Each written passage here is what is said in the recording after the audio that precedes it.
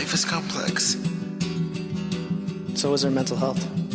It cannot be understood by diagnosis alone. Our philosophy is treat the person, not the mental illness. Hello, everyone, and welcome to another episode of Humanizing Mental Health. I'm Jeremy Alcorn. I'm Trent Nakers. I'm Amy Alcorn. Welcome back, Amy. Hey, Thank you. it's good to see you. It's been a while. It's been a hot minute. Yeah. Yeah, it has. So I'm So- super excited about this episode because this one is going to be about fun, right? This is a chance to nerd out and geek out. And Trent, you got a little bit of a way to bring us into this. So bring us in. Well, yeah. For those of you that may be therapists or may have participated in therapy, what is the number one thing that makes most clients cringe?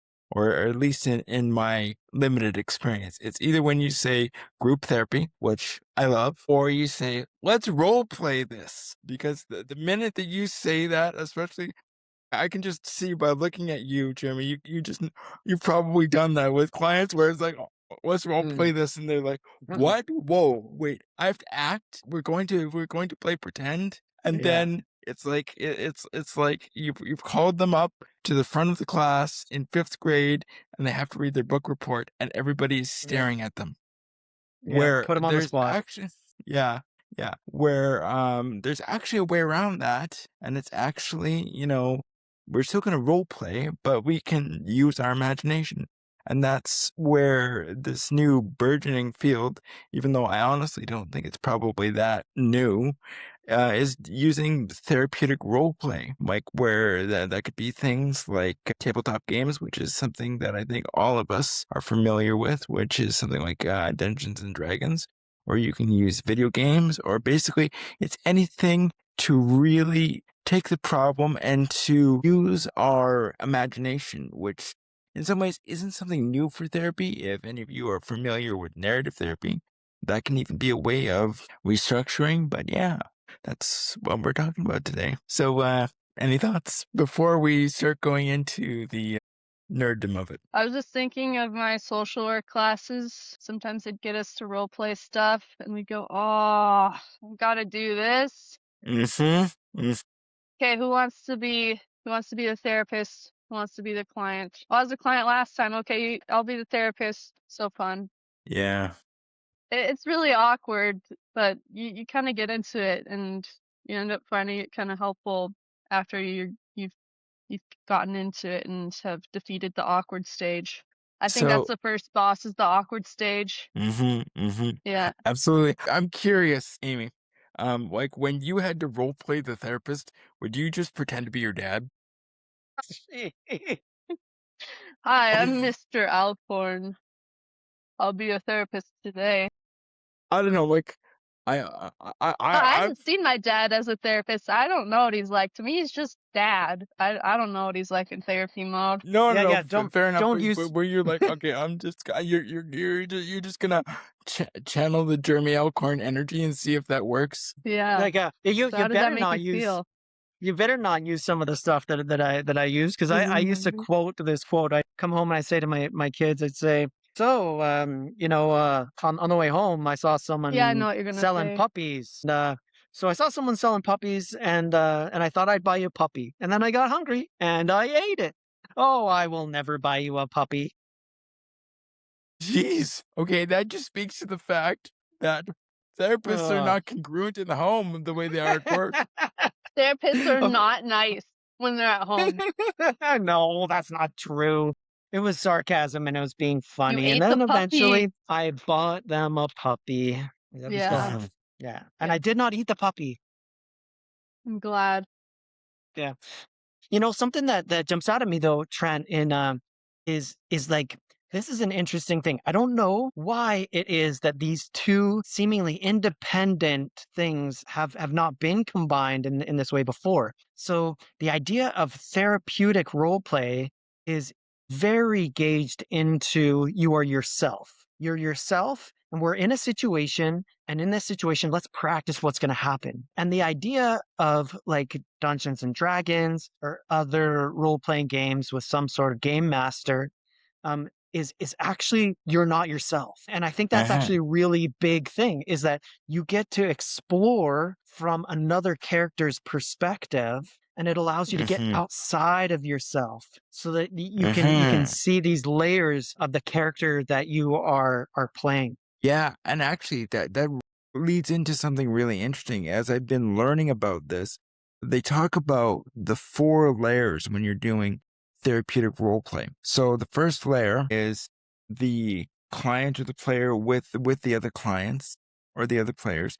Then there is the called the character within the game, and then there is the client, the relationship with the character itself, and then there is the therapeutic modality, which is actually a really interesting way to kind of have to pay attention to all things, because all 4 layers are actually going on at the same time, if you think about it. Does that make sense? Yeah, yeah, yeah. So what you get to have happen is like this dynamic in which we would take maybe two of the things that people really don't want to do. They don't want to be in groups and they don't want to role play, but we're taking it into a different realm.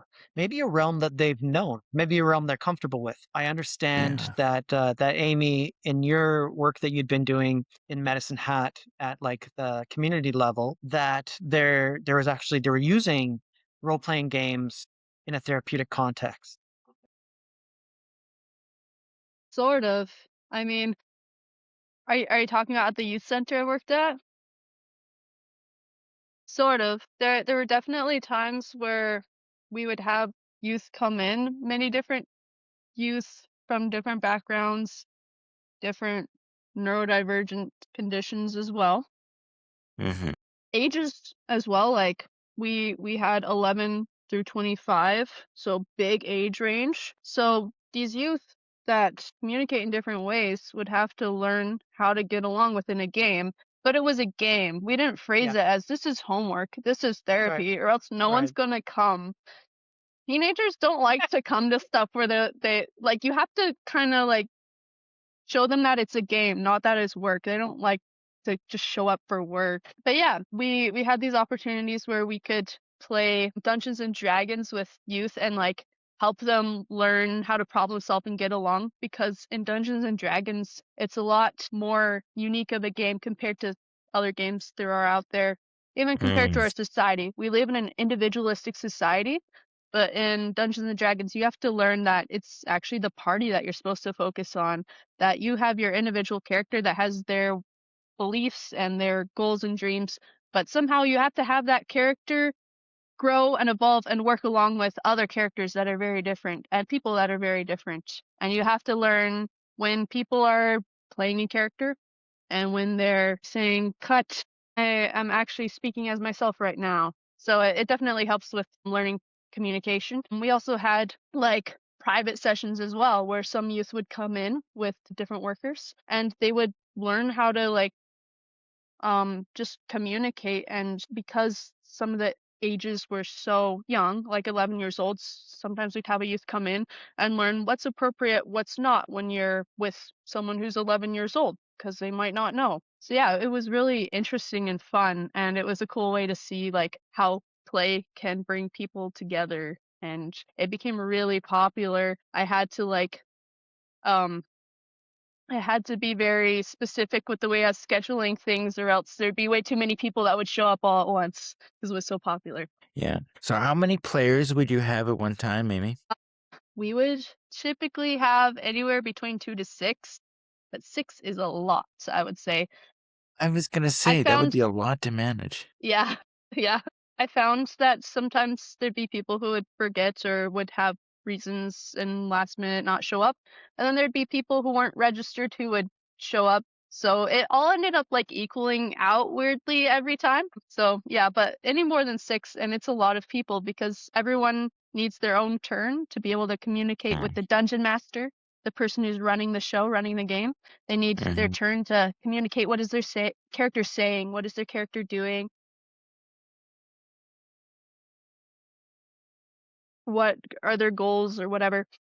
And you have 6 people doing all of that. It's a lot, and people ended up talking over each other, and I could see that like some of the shyer youth would like feel kind of frustrated or would be like kind of left out. And so what I did was we had a talking pencil, and it was this big foam pencil. And so when it was your turn to talk, you would get the talking pencil. And I was really impressed because the youth like really like started to work together and would like hand each other, like they'd stretch along the table to give another person the talking pencil because it was their turn to talk. And yeah, that seemed to help a lot, was having cues for when people talk, because for some youth, without direct rules or communication on what is happening, when is it their turn, what they're expected to happen, if there's not like clear expectations, then it's frustrating. And so finding like some sort of like boundaries or rules within the game to help people communicate with each other seemed to make it better and easier to play and more fun. And I bet when you were doing that, you could even bake that into the game itself, so that it's not just, we're going to pass around the talking bets. I'm sure that you could even bake that into the narrative. Did you not? Or am I wrong? I don't know. I say this as if I was the one that was running the game, but I was really just like the supervisor. It was actually my friends that were running the game. But yeah, I don't know if they did that. Maybe. Yeah. Were they mostly doing one-shots then? Like just Yeah. standalone campaigns? Yeah, that sounds like it. Because there were so many people that wanted to play, we couldn't really do a campaign, or else a lot of people would be left out. In fact, there's a few D&D sessions in town. There's a lot of games that happen at the library, and I guess the library got full, so they were like throwing people our way, which is pretty cool. I love that community collaboration.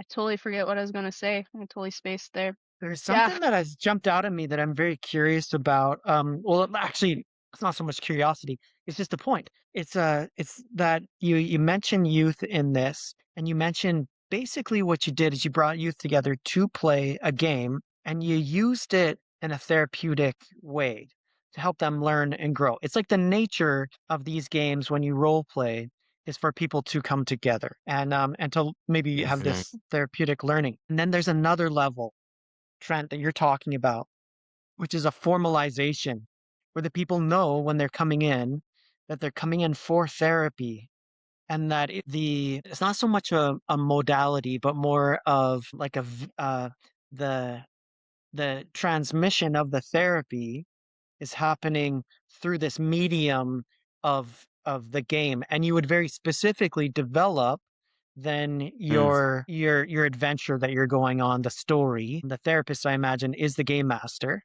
and then Yes. is developing this process with the players in this kind of narrative therapy. I don't even know if it's narrative. It certainly has Well, no, narrative yeah. I mean, elements. that's the thing is that you can actually take, and granted, I'm still like going through trying to figure out because I'm trying to construct this myself because you can do basically any modality. You can do CBT, you can do ACT, you can do DBT, and you can basically, there's two ways to do it where you can introduce the skills, do your psychoeducation beforehand, or you can actually build that into the game in the sense that you can do specific encounters where they would have to then utilize those skills. So, like, I'm almost wondering, and this is just me spitballing off the top of my head, right? Where you could almost, like, if you wanted to do something like cognitive distortions, you could almost think about, you could use that within the game where you could be, the characters could be hexed or something of that nature, where maybe it's something that makes things look in black and white, or where they're magnifying different things, or where they're even like hallucinating, and then it's like, how are you going to deal with that as your character? And then you would go back through afterwards and then talk about that as a group or as the individual. Right. You can debrief the events that Mm-hmm. happened from the person's perspective of what Mm-hmm. they experienced playing that character, what they experienced from the other characters. Yeah, there's Yeah. like a depth in there for sure. Absolutely. Or like in the book that I was reading, which I'd like to link in the show notes, they mentioned about, like, let's say if a person is having a specifically bad day, and like let's say they're having problems with their partner, and where they tend to be beating up on non-player characters all the time. because maybe that's what they need in the moment. So it's about like, when they would talk about that with a therapist or even mention that, and then that would be a way for them to process their anger and maybe even be supported by the other party members in that. Yeah. One of the things that I wonder about, what you're referring to here is a significant intentionality. And then a whole bunch of theories actually come to my mind as I think about that. A bunch of actually conflicting things. Like, how much do you allow organic processes to happen? How much is it the journey and not the intervention?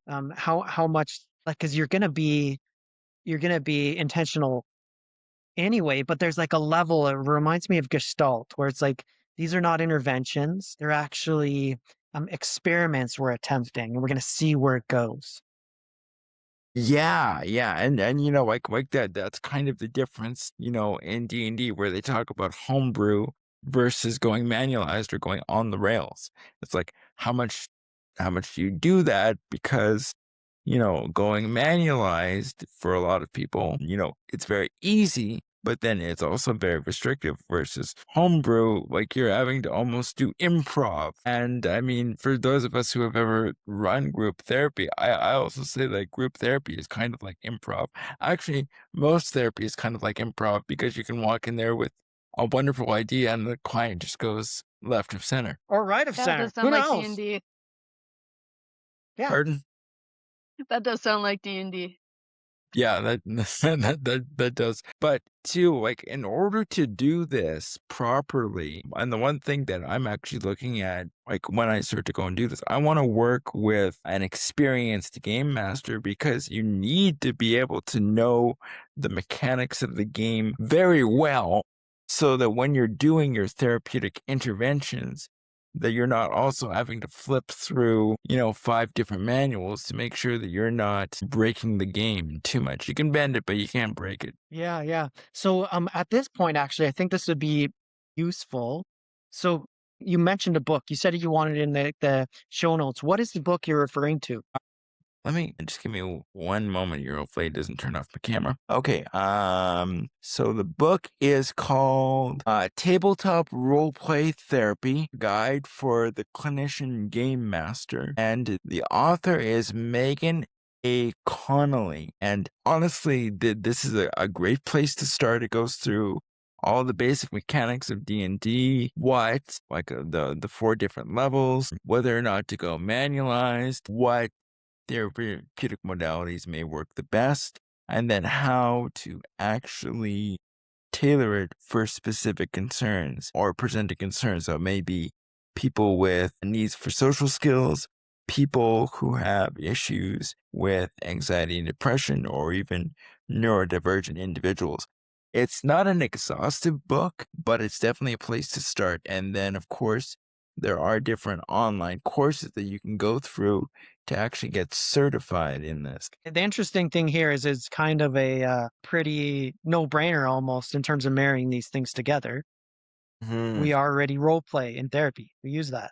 This game is a role-playing game. Like, it's just like, why wouldn't we integrate this social creature or social way of connecting into therapy? And Yeah. then maybe Or group isn't so awkward. Yeah. Or like one thing that you can do with this too is rather than like, especially with Dungeons and Dragons, rather than like role playing as yourself, you could role play as your ideal self.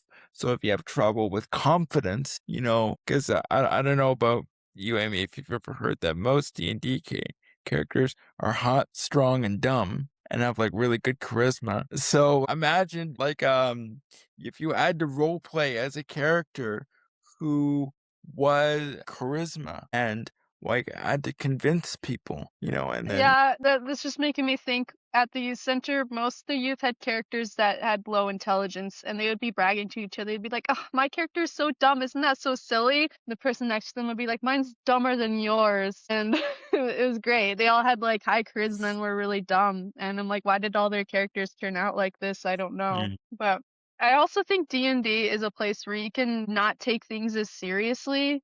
mm, Like you're about to do something really serious, you roll, and then all of a sudden it's a 1, and a 1 is a critical fail. And so your character just, does something silly. Maybe they're about to like go in for like a handshake and they trip on a rock and fall on their face. And you're like, I shouldn't take life so seriously sometimes, It's just funny. Yeah. Yeah.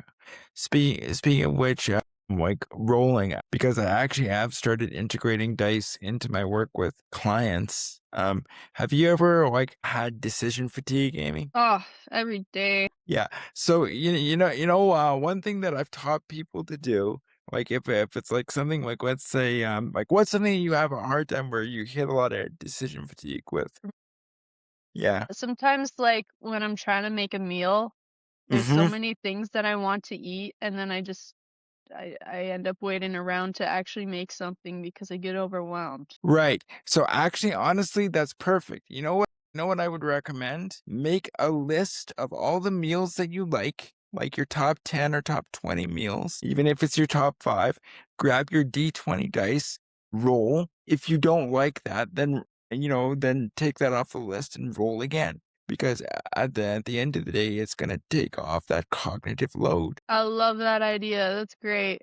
Yeah, and you, Adding you can some, like, actually. fun components, like rolling it around, like this is Yeah. gonna decide my fate of what I'm gonna eat. Sounds Yeah, fun. yeah, you can even do that with chores too, right? Yeah. Like, like if you have a chore list listed from like one to 1 to 20, 1 to 10, roll, see what you get, and then and then you can even like give yourself a bit of a dopamine boost. Like let's say if you do like a big one, then you could say that you get like a dopamine charge. You could totally live your life like a D&D character. Yeah. Hopefully I I don't like it. roll a 1.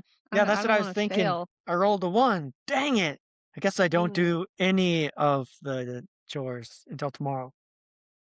Well, Oops, yeah, or my there again bad. too, yeah, and but you could also externalize it too, basically, where you're saying, you know, I'm doing something that I have to do, and then you could even, use like a DBT skill in turn with something like that, or you could externalize it by blaming it on the dice. Exactly. Yeah, What you do, exactly. you'd be like, you know what, honey, sorry.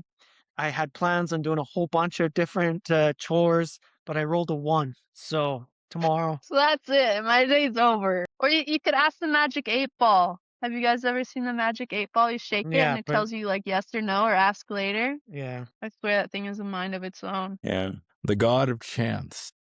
Yeah, but like speaking of decision fatigue, that's something that I realized when we were running Dungeons and Dragons at the youth center was I was helping some of these youth make their own characters, which I thought would be amazing. You get to make your own character, which it is, but it's at the same time really overwhelming, especially for some of these kids that are really shy and it's their first time Mhm. there. They don't know anybody. They sit down with this stranger who's like, "Do you want to be an elf? Do you want to be a dwarf? Do you want to be in half orc? Do you want to be in half elf? Do you want to be a halfling? Oh, that's only like one part of it. Do you want to be a sorcerer?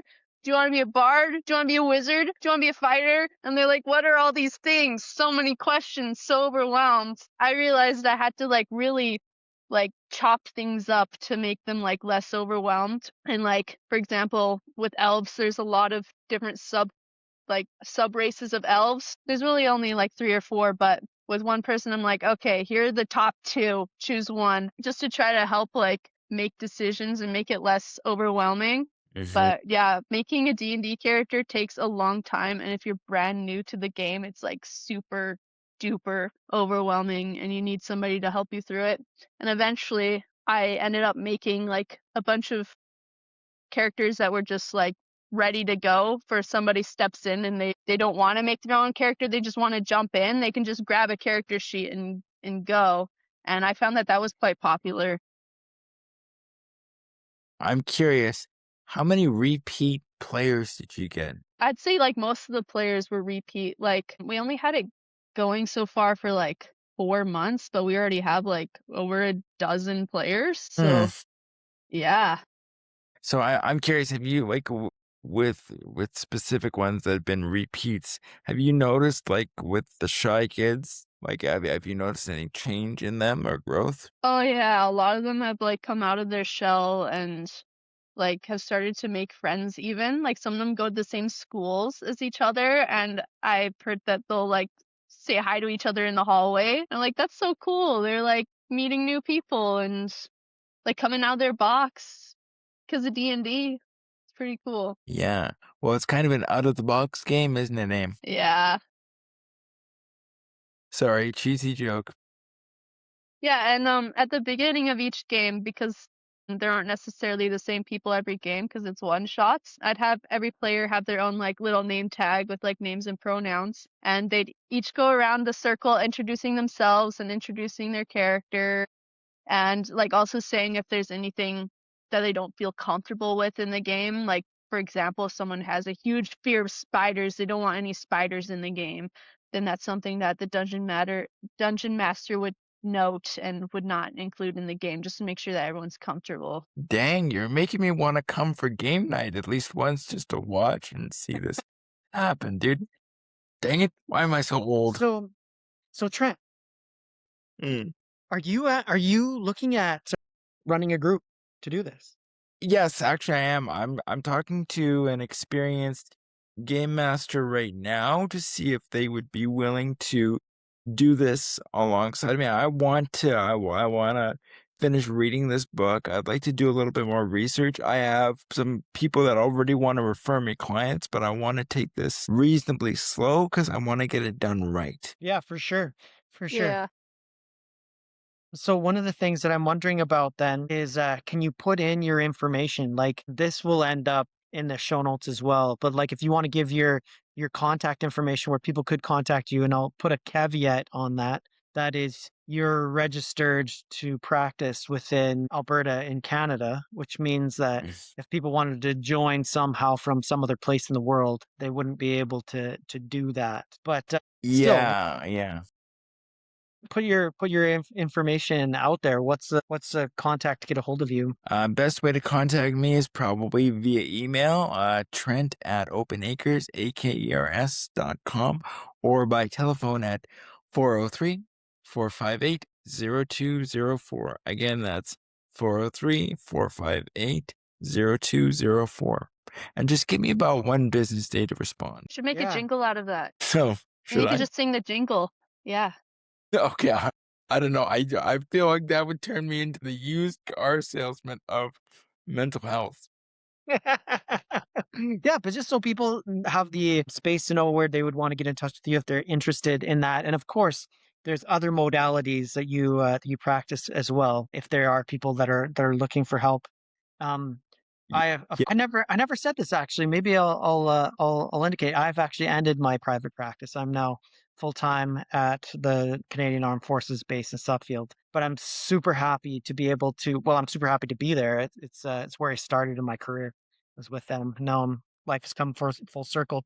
I'm super happy to be Mhm. with my podcast family, my podcast crew. So kind of feeling like this is a natural time that we're kind of winding up.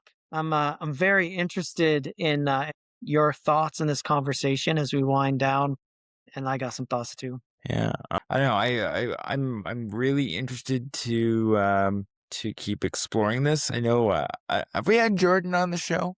Jordan Curlis? Yeah, because he does therapeutic Minecraft, and I Right. would No love to. way. Yeah, I would love to do like a second episode with him about therapeutic Minecraft, because I think that we, in a lot of ways, the best therapy gets done not just on the couch, but integrating aspects of life, sometimes making our problems a little bit less grounded in reality. That's pretty cool. Yeah. Therapeutic Minecraft. Yeah. I was just watching Minecraft videos earlier today because I'm trying to learn Japanese, and I found these videos of this guy who plays Minecraft and speaks Japanese, and he tells you what the words mean on the side as he's playing the game.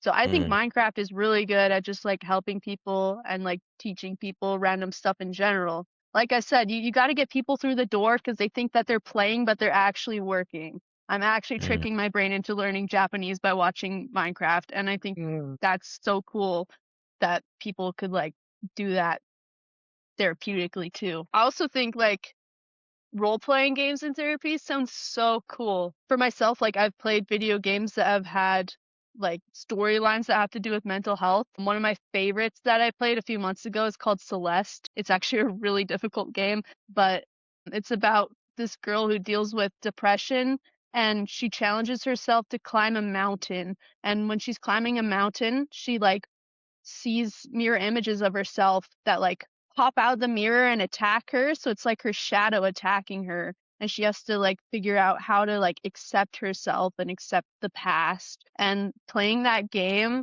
felt very like therapeutic, like I was healing something within myself.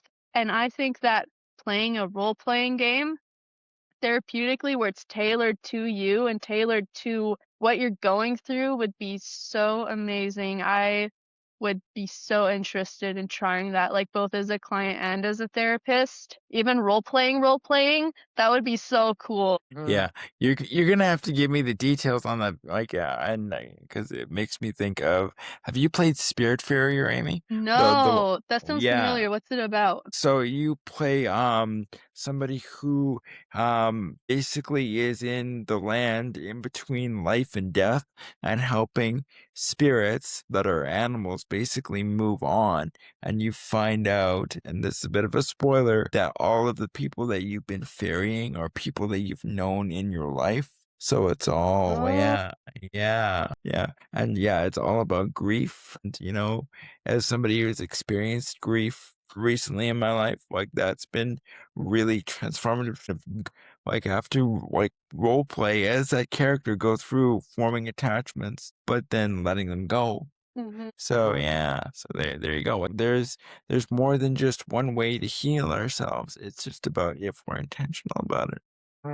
For sure. Yeah. So for me, this is a very fascinating thing because I only very briefly played any role playing games in my youth, and it was I couldn't stand role playing video games, and it was Marvel superheroes, and all I wanted to do was fight. It was the Marvel RPG, and all I wanted to do was a tabletop, and I just wanted to fight. And as I look at this possibility for people to get a little bit outside themselves and find a way to diminish the feeling of vulnerability so that they can heal through this therapeutic medium. It sounds amazing. It sounds like something that certainly I would need a skilled person to see how it actually works, because it is outside of Yeah, my skill set. fair enough. Well, I don't know. On that note, Amy, do you think that we should have your father over one night for a one shot? Yeah, let's do it.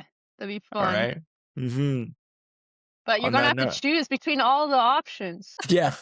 all the I don't know. things. I don't know, dude. You might have to have a few character sheets at the ready just to make it easier Yeah, for him. yeah.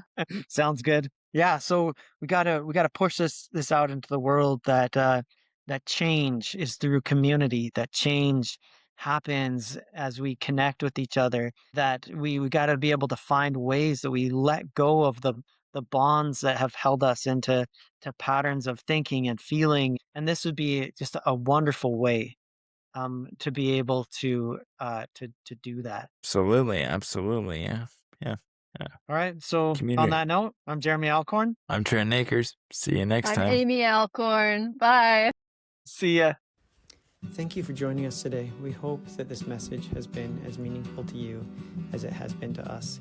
If you're looking for help, you can find us on Facebook at Humanizing Mental Health.